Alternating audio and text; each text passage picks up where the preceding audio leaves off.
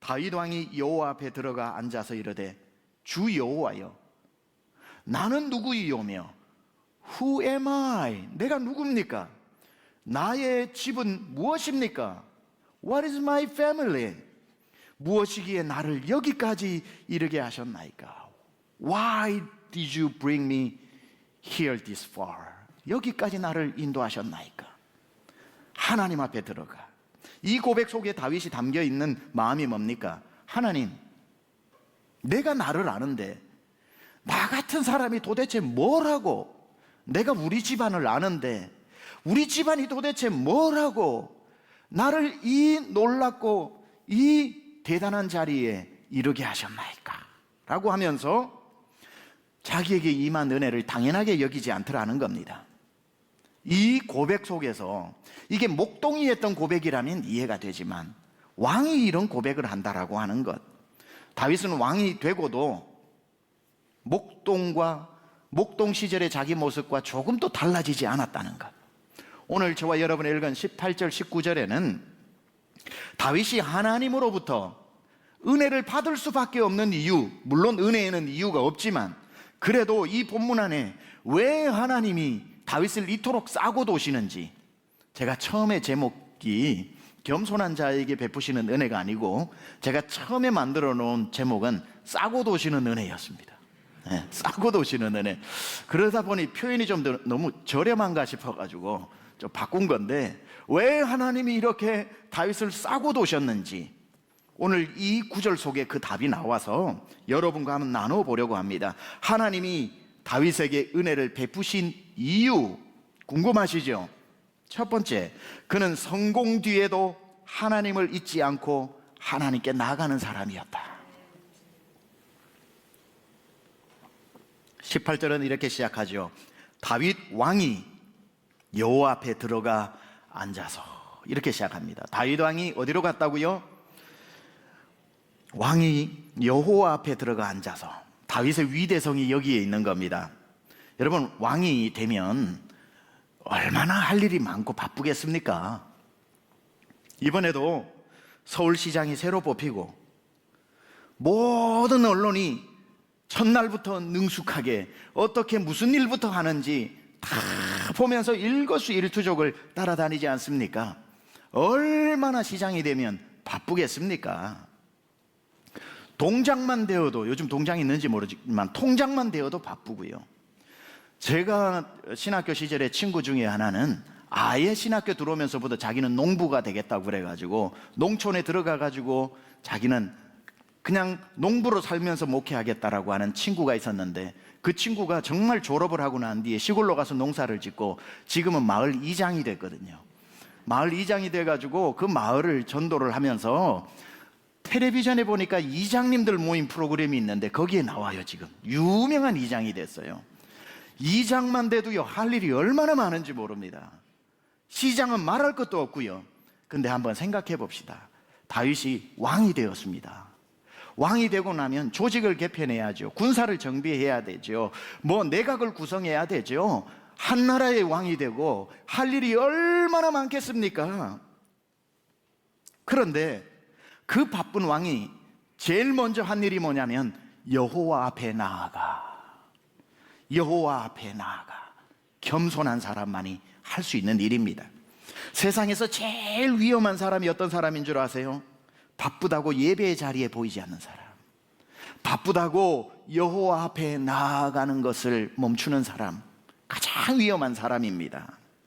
이제 왕이 되었으니 다윗으로 볼 것 같으면 몸이 100개라도 부족할 텐데, 바빠도 다윗에게 가장 바쁘고 급한 일은 하나님을 찾는 것이었죠. 하나님께 예배하는 것이었죠. 하나님을 찾아가는 것이 가장 중요한 일이었죠. 오늘 본문에는 다윗 왕이 여호와 앞에 들어가 앉아서라고 하는 표현이 나오죠.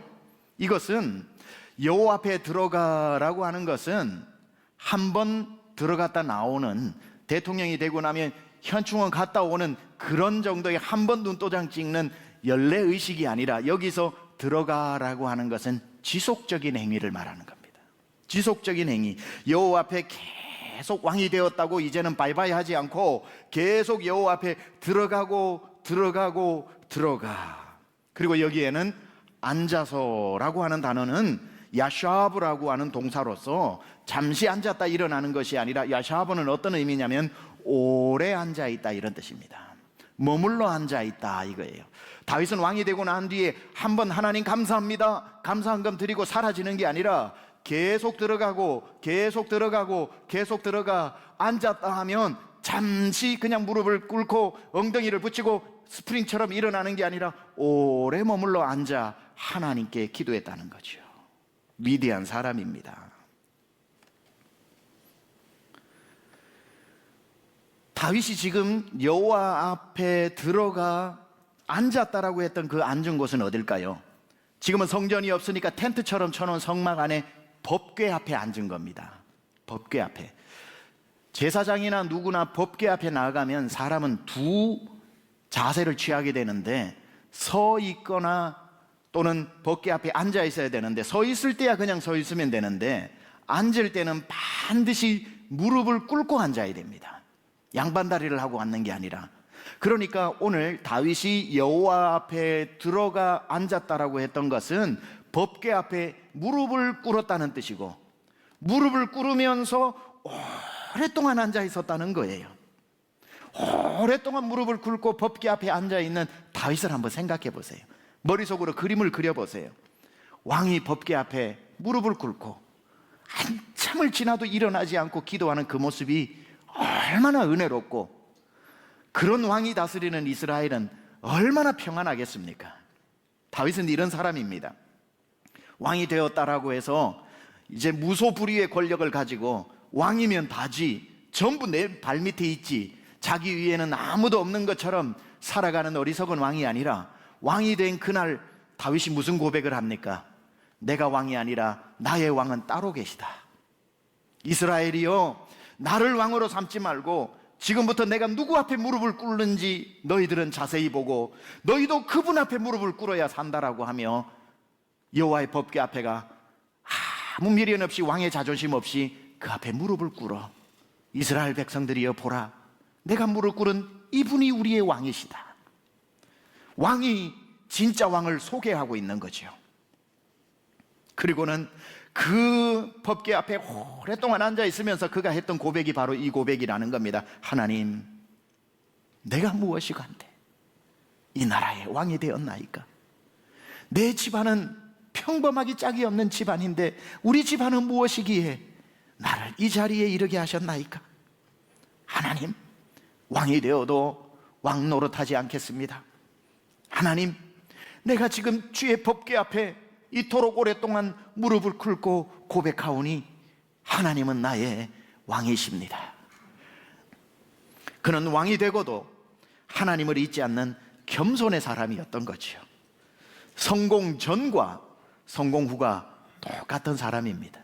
이 얘기를 하다 보니 옛날에 봤던 소설 하나가 떠오릅니다. 70년대 한국 소설 중에 소설가 윤흥길 소설가가 완장이라고 하는 소설을 썼어요. 저는 소설을 읽은 건 아니고 옛날에 TV 문학관에서 소설을 연기를 하고 연규진 씨가 완장을 차고 연기를 너무 잘해서 제가 어릴 적입니다만 기억이 나요. 내용이 아주 간단합니다. 그리고 시사를 풍자하는 거예요. 최 사장이라고 하는 사람이 돈을 많이 벌어가지고 저 전라도 어디에 저수지, 판금 저수지를, 이제 판금 저수지에 사용권을 얻어 양어장을 만듭니다.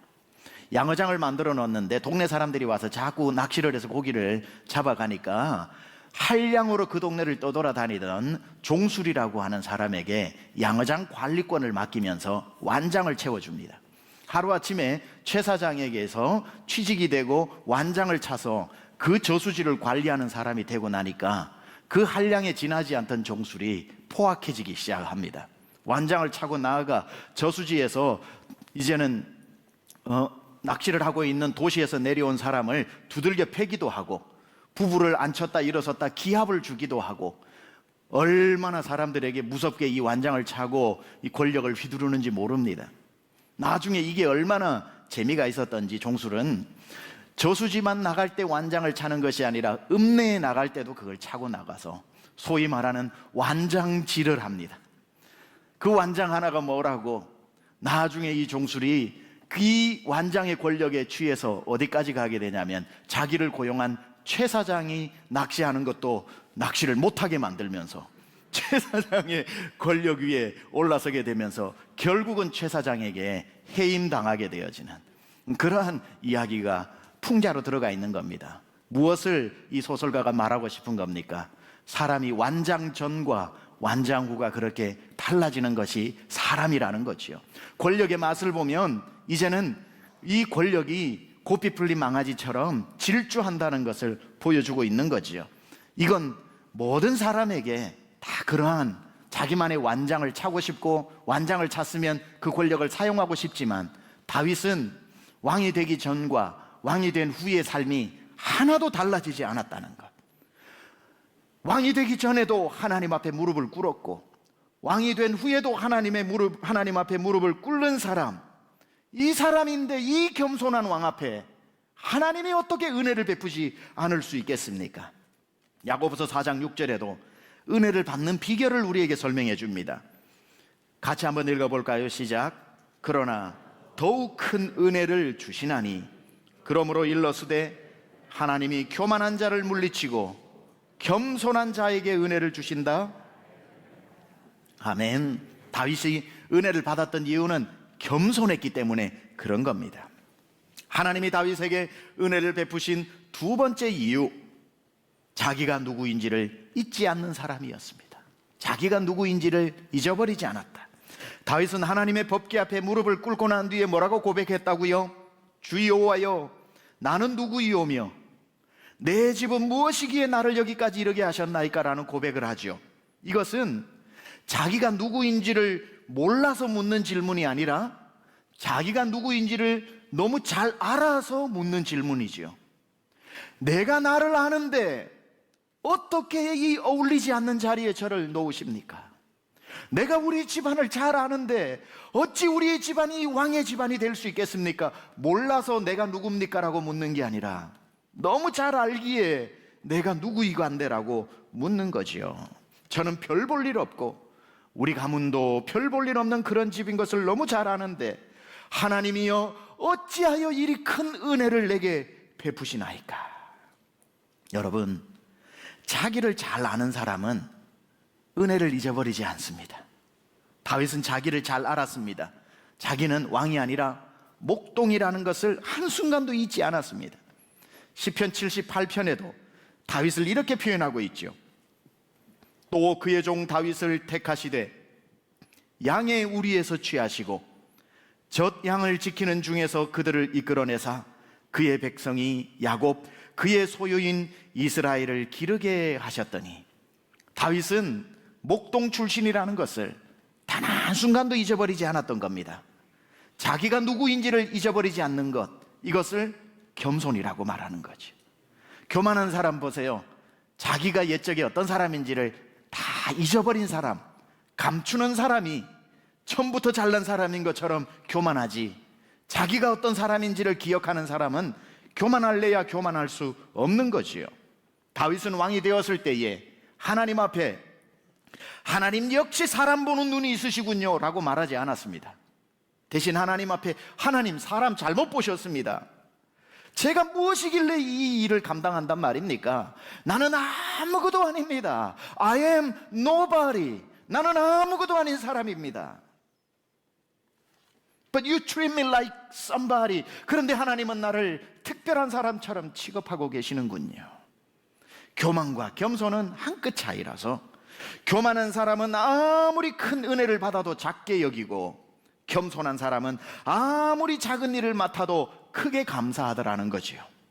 교만한 사람은 나 아니면 누가 이런 일을 하겠느냐고 말하고, 겸손한 사람은 나 같은 사람이 어찌 이런 일을 하겠냐고 감동합니다.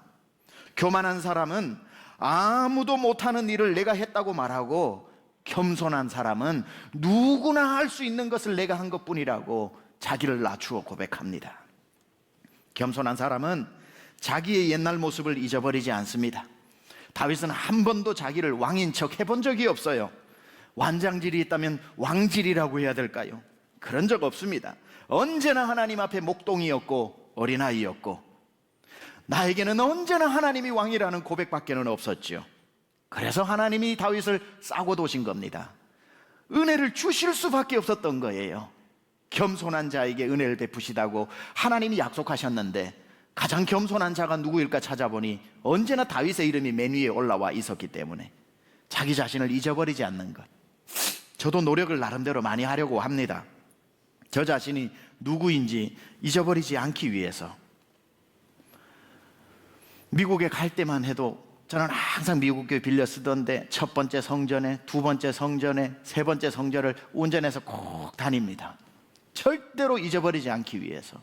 하나님이 어떻게 은혜를 베푸셨는지, 그리고 제 자신이 누구인지. 사람은 잠시 착각하면 하루아침에 강남중앙침례교회 담임 목사가 당연히 내가 되지 누가 돼라고 생각할 것 같아서 누구인지를 잊어버리지 않기 위해서 저는 의도적으로 신학교 1학년 어린 시절에 만난 신학교 선배 형님 목사님을 정기적으로 만납니다.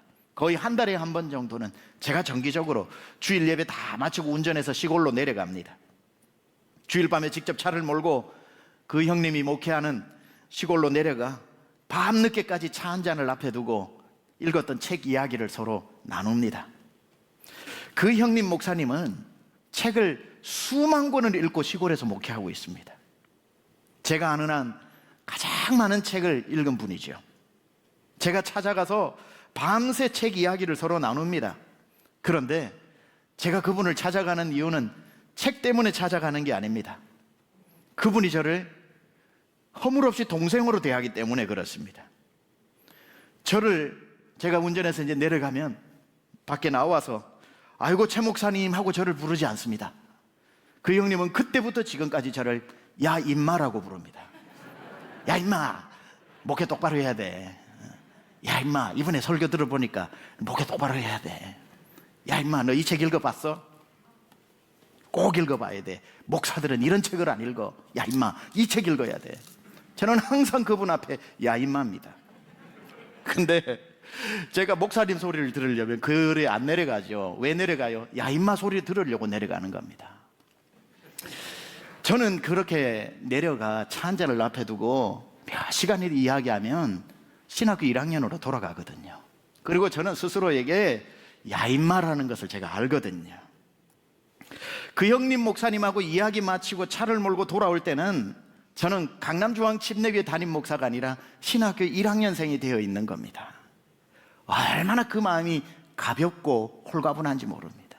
그래, 내가 이 신학교 1학년 때 마음을 잊어버리지 말자라는 것 스스로 다지기 위한 저의 장치이지요. 오늘 우리 모두도 여차하는 사이에, 자기도 모르는 사이에 높아진 마음들을 가지고 살게 되고, 거기에 걸맞는 대접을 받으면 기쁘고 못 받으면 속상해하는 사람으로 살아가는데, 여러분 그 높아진 마음 다 내려놓을 수 있기를 축원합니다. 내 노력해서 정당히 받아야 될 만큼 대우를 못 받는다고 해서 속상하지도 마세요. 그 마음도 다 내려놓아야 됩니다. 왜냐하면 하나님은 겸손한 마음 가운데 은혜를 베푸시고, 은혜가 임했다가 그 사람이 겸손하면 떠나지 않고 은혜가 머물러 있는다니까요. 세 번째, 하나님이 다윗에게 은혜를 베푸신 이유는 하나님이 여기까지 이르게 하셨다는 것을 알았던 사람입니다. 하나님이 다윗의 그날 그때까지 인도한 분이시라는 것을 알았기 때문에 그렇습니다. 그의 고백 중에 몇 번이건 지금 반복하지만, 여호와여, 내가 무엇이길래 나를 여기까지 이르게 하셨나이까? 오늘까지 이르게 하셨나이까? 이르게 하셨다. 지금 여러분의 살아온 연수가 40, 50, 60, 70, 80년이 될지라도 오늘에 이르기까지 하나님의 은혜로 인도된 줄 믿습니다. 내가 누려왔던 모든 것들이, 내가 지나왔던 모든 시간이, 내가 걸어왔던 모든 순간이 뭐예요? 당연한 것 아니라 은혜였소. 내가 이 땅에 태어나 사는 것, 어린아이 시절과 지금까지 숨을 쉬며 살며 꾸는 꿈을 꾸는 삶, 당연한 것 아니라 뭐라고요? 은혜였소. 모든 것이 은혜, 은혜, 은혜, 한없는 은혜. 내 삶엔 당연한 건 하나도 없었던 것을, 모든 것이 은혜, 은혜였소. 저는 이 찬송을 오늘 아침에도 일어나 수도 없이 들었지만 거기에서 제 마음을 울리는 게, 내 삶에 당연한 건 하나도 없었으니, 내 삶에 당연한 건 하나도 없었으니, 내 삶에 당연한 건 하나도. 여러분이 오늘 강남중앙 식구가 되어 이곳에 와서 주일 은혜로운 예배 드리는 이것도 내 삶에 당연한 건 하나도 없었던, 여러분의 삶의 문제가 산적하고 내 힘으로 해결할 수 없지만 그래도 그 바다의 모래와 같이 많은 사람 중에 여러분이 선택받아 구원받은 자녀가 된 것, 그것만 생각해도 왜 은혜입니까? 내 삶에 당연한 것, 구원도 안 당연하고, 우리 교회 성도 된 것도 안 당연하고, 이 자리에 앉아 오늘 예배 드리는 것도 안 당연하고, 말씀 들으면서 은혜 받는 것도 안 당연하고, 여러분의 삶의 모든 것이 은혜인 줄 믿습니다. 이걸 알아야 된다는 거예요. 나를 이곳까지 이르게 하신 것이 하나님의 은혜라고 다윗이 오늘 고백하고 있더라는 겁니다.